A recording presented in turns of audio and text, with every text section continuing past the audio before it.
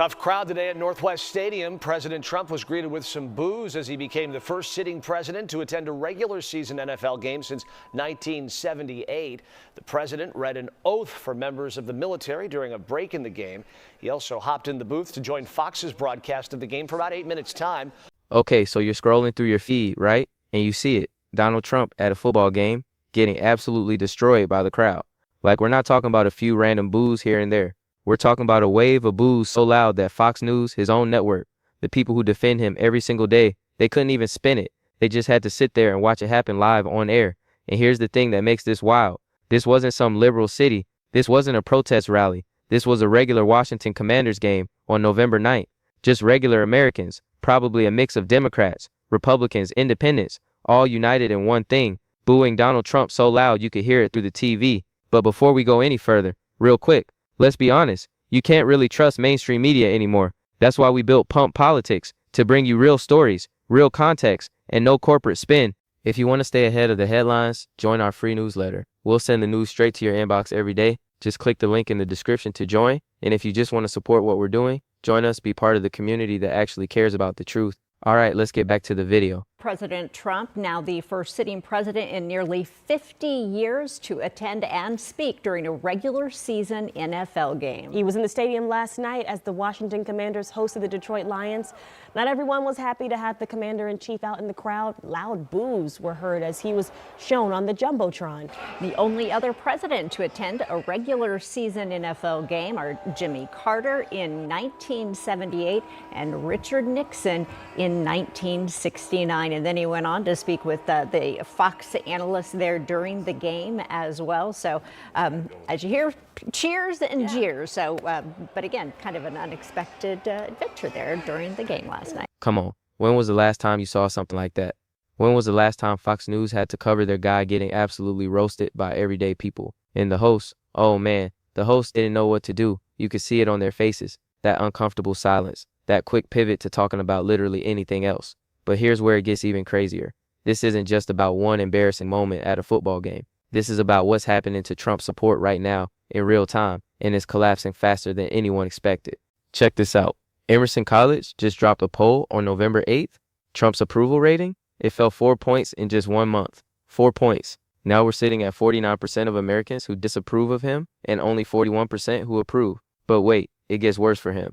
Among Republicans, you know his base, his support dropped 12 points. 12. That's not a little dip, that's a free fall. And independents, they're turning on him even harder. The people who gave him a chance, who thought maybe he'd be different this time, they're done. And you can see Fox News scrambling. Like, watch their coverage over the past few days. They're trying so hard to change the subject. Suddenly, every segment is about the economy, about government shutdowns, about literally anything that isn't Trump getting humiliated in public. Because they know what's happening. They can see the numbers, they can hear the boos, and they're terrified. This is wild, right? Because Fox News built their entire identity around defending this guy. They spent years telling their viewers that Trump was the answer, that he was making America great, that everyone loved him except for a few angry liberals. And now they have to explain why regular Americans at a football game are booing him. They have to explain why his approval is tanking. They have to explain why even Republicans are jumping ship. And here's what makes this moment so important. This isn't just bad PR. This isn't just one bad news cycle that'll blow over by next week. This is a turning point. Because when Fox News can't protect you anymore, when even they have to acknowledge that people are rejecting you, that's when you know something fundamental has shifted. Think about it. For years, literal years, Trump could do or say anything and Fox would find a way to spin it. They find the one angle that made him look good. They interview the one supporter who still believed. They cut away from anything embarrassing. But you can't cut away from thousands of people booing. You can't spin that. You can't pretend it didn't happen when it's happening live on your own broadcast. And the timing, oh man, the timing makes this even more devastating because this is happening right as Americans are dealing with real problems. Grocery prices are insane. About 70% of people say groceries cost more now than last year. And around 60% of Americans, 6 out of 10 people, they're blaming Trump directly for the economic mess we're in. So picture this. You're struggling to afford food. You're worried about a government shutdown affecting your job or your benefits. You're stressed about money. And then you see the guy responsible for all this chaos showing up at a football game like everything's fine, like he's some kind of hero. Yeah, no wonder people booed. This is the story Fox News doesn't want to tell. This is the reality they've been trying to hide from their viewers for weeks now, but they can't hide it anymore because it happened right there on live TV. And now we need to talk about what this actually means, not just for Trump, but for everyone who's been covering for him this whole time. The cracks in the armor aren't just showing anymore. They're spreading fast. And what we saw at that Commanders game, that was just the beginning. That was the moment when the facade finally crumbled on national television and nobody could look away. All right, so let's dig into what's really happening here. Because the boos at that football game, that's just the surface. That's just the moment that made it impossible to ignore what's been building for weeks. Here's what most people are missing. This isn't the first time Trump's been booed in public, not even close. He got booed at a Yankees game. He got booed at UFC events. He's been booed at multiple sporting events over the years. But this time hit different. You know why? Because this time is happening while his approval numbers are in complete freefall. This time is happening while his own party is turning on him. This time is happening while Fox News, his biggest defender, is struggling to figure out how to even talk about him anymore. Let's look at the numbers because they tell a story that's hard to ignore. That Emerson poll we mentioned, it's not just about the overall approval drop. It's about WHO is leaving. Republicans down 12 points in approval. Think about what that means. These aren't Democrats who never liked him anyway. These aren't progressives or liberals. These are people who voted for him twice, and they're saying enough. And independents, they're leading the charge away from Trump. These are the voters who decide elections. The people in the middle who aren't locked into one party. They're watching what's happening, and they're making a choice. And that choice is not this guy. But here's where it gets interesting. CNN and Fox News have both been covering historic lows in Trump's approval ratings. Both networks. When CNN and Fox agree on something, come on, you know it's real. Fox tried to downplay it at first, tried to focus on other stories, but eventually even they had to acknowledge what the polls were showing. And the reasons? Oh man, the reasons are piling up fast. First, the economy. People are hurting right now. Real people with real bills and real problems. About 70% of Americans say groceries are more expensive now compared to last year. That's not a small number. That's almost 3 out of 4 people walking into a store and feeling the pain every time they check out. And here's the kicker. Around 60% of Americans blame Trump for the broader economic problems, not just grocery prices, everything, the instability, the uncertainty, the feeling that things are getting worse instead of better. They're pointing directly at him and saying this is your fault. Now, Fox News tried to handle this carefully. They started running more segments about the economy, but framing it as a complex issue with many factors. They brought on guests who talked about supply chains and global markets and all these abstract concepts, anything to avoid saying the obvious thing, that Trump's policies and chaos are making things worse for regular people. Then you've got the government shutdown situation. This has been a mess, a complete mess. And it's not theoretical. It's affecting real people right now. The FAA air traffic controllers, flights getting delayed or canceled, people missing work, missing family events, all because the government can't get its act together. And who do people associate with government chaos? Yeah, Trump.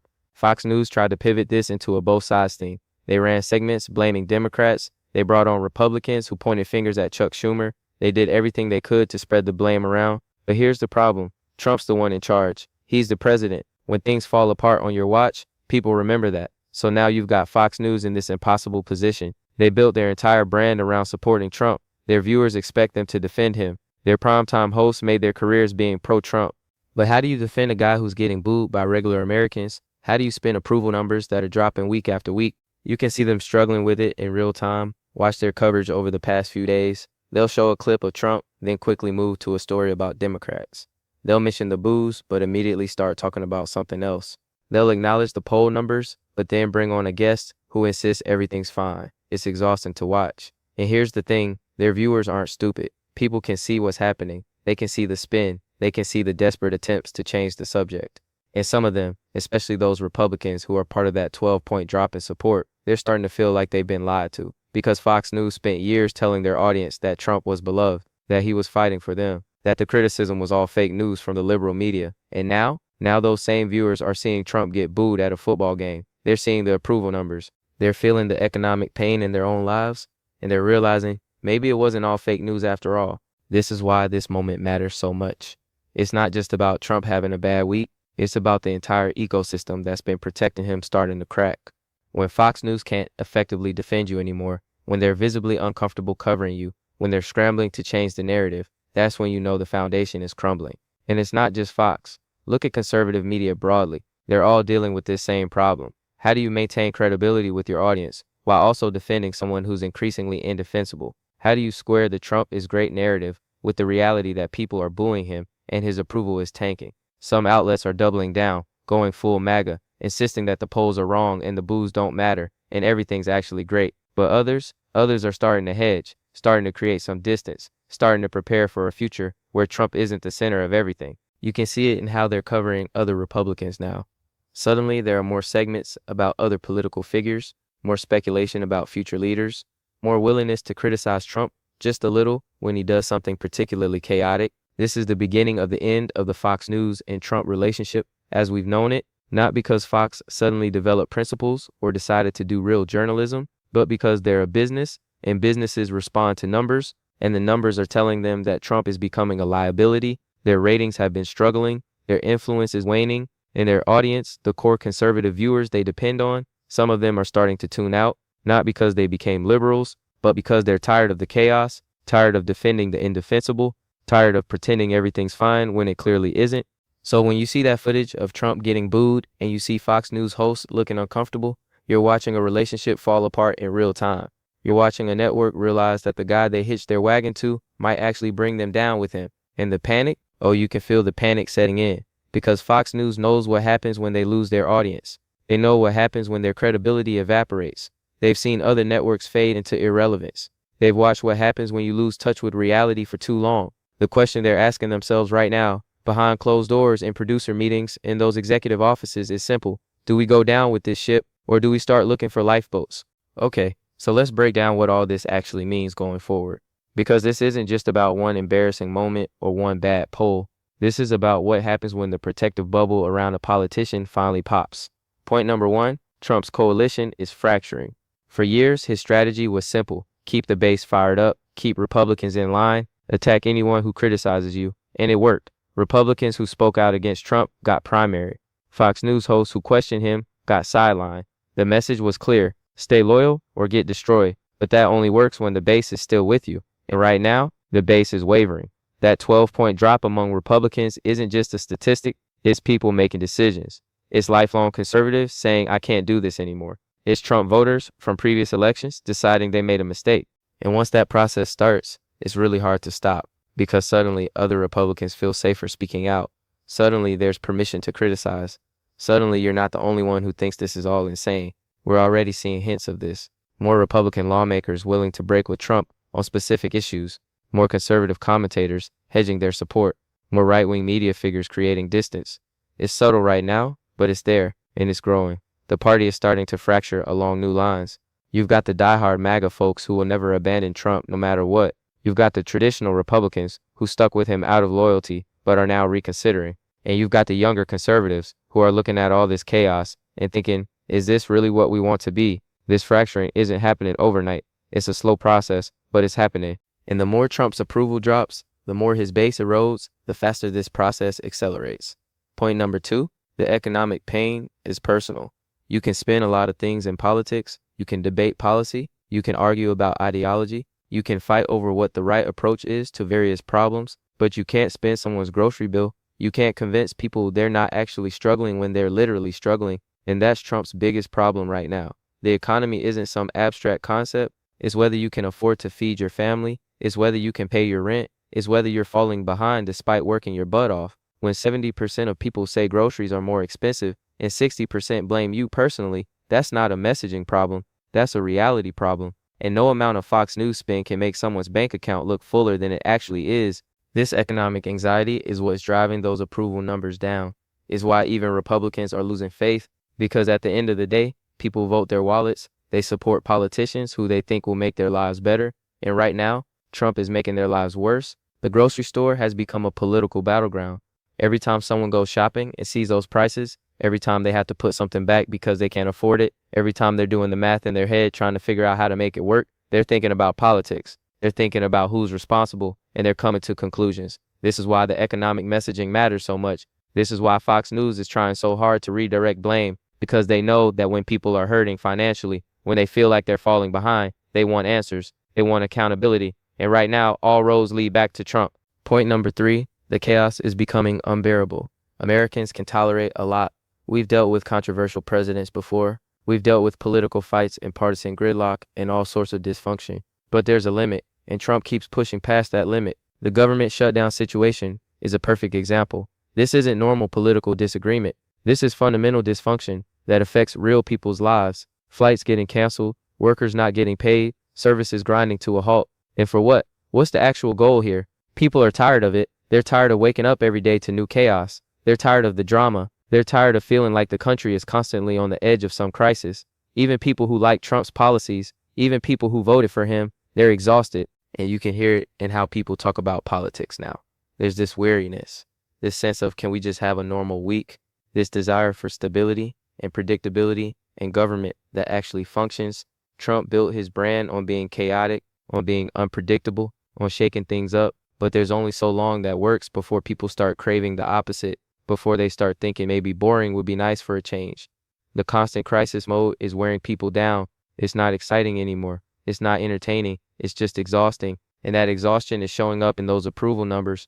People are checking out. They're tuning out. They're deciding they don't want to live like this anymore. The chaos that once seemed like bold leadership now just feels like incompetence. The unpredictability that once seemed exciting now just feels dangerous, and people are done with it. Point number 4. Fox News is in an impossible position. Here's the thing about being a propaganda network. Eventually reality catches up with you. You can spin and deflect and change the subject for a while, but when something happens live on your own broadcast, when the evidence is right there for everyone to see, you're stuck. Fox News built their entire business model around being pro-Trump. Their primetime lineup, their daytime coverage, their digital strategy, everything was designed to support and defend him, and it worked. They got huge ratings. They became the most watched cable news network. They shaped conservative opinion across the country, but now they're trapped because their audience expects them to support Trump, but Trump is becoming increasingly unsupportable. The boos, the approval ratings, the economic pain, the chaos. How do you defend all that without losing credibility? Some hosts are trying to thread the needle, supporting Trump in general while criticizing specific things, but that's a tough balance, and their viewers can tell when they're uncomfortable. They can sense the hesitation. Other hosts are doubling down, going full MAGA, insisting everything's fine and the polls are wrong and the boos don't matter. But that strategy only works if Trump's fortunes turn around. If things keep getting worse, those hosts look increasingly out of touch. This is the risk Fox News took when they tied themselves so completely to one person. When that person thrives, you thrive. But when that person struggles, you struggle too. And right now, Trump is struggling. The network is facing a credibility crisis. How do you maintain trust with your viewers when reality keeps contradicting what you're telling them? How do you ask people to believe you when they can see with their own eyes that things aren't what you're claiming? So what happens next? Well, if these trends continue, we're looking at a fundamental realignment in Republican politics. Not overnight, not dramatically, but gradually, more Republicans feeling comfortable creating distance from Trump, more conservative media hedging their bets, more voters deciding they want something different. The boos at that football game, they're a symptom of something bigger. They're evidence that the spell is breaking, that the image of Trump as this beloved figure who everyone secretly supports, it was always a fiction, and now that fiction is falling apart. For Fox News, they have some tough choices ahead. Do they stick with Trump no matter what? Do they start preparing their audience for a post-Trump future? Do they try to maintain the status quo while quietly shifting their coverage? Whatever they decide, it won't be easy because they've spent years building Trump up. They've told their viewers he's the answer to everything. They've made him central to their identity. You can't just walk that back without consequences. And for Trump himself, this is the beginning of a very difficult period when your approval is dropping, when your own party is wavering, when even Fox News struggles to defend you. That's when you're vulnerable. That's when the knives come out. That's when people start positioning themselves for what comes after you. The boos at that Commanders game weren't just embarrassing. They were a preview, a glimpse of what happens when the crowd turns on you, when the people who used to cheer start booing instead, when the network that used to protect you can't figure out how to spin what everyone just saw. This story isn't over, not even close. This is just the moment when everyone realized we're watching something fall apart, when the cracks became too obvious to ignore, when Fox News had to broadcast their own guy getting destroyed by regular Americans and couldn't do anything about it. And honestly, it's only going to get messier from here. More chaos, more economic pain, more approval drops, more uncomfortable moments on Fox News, more Republicans jumping ship, more evidence that this whole thing was unsustainable from the start. The question now isn't whether Trump's support will recover. The question is how far it'll fall and who goes down with him. Because when a political movement collapses, it rarely goes down alone. It takes people with it. Networks, careers, reputations, all of it. Fox News is realizing this now. You can see it in their coverage. You can hear it in their voices. They're starting to understand that they might have made a catastrophic bet, that tying their entire identity to one person, especially this person, might have been the biggest mistake they ever made. And the viewers, the ones who aren't completely lost in the MAGA bubble, they're starting to see it too. They're starting to ask questions. They're starting to wonder if maybe, just maybe, they've been lied to this whole time. That's the real story here. Not just Trump getting booed, not just his approval dropping, but the entire apparatus that's been propping him up, the entire ecosystem that's been telling people to ignore reality starting to crumble. Stay tuned, because this is far from over. This is just the beginning of what could be a complete collapse. And when it happens, when the whole thing finally comes crashing down, it's going to be spectacular.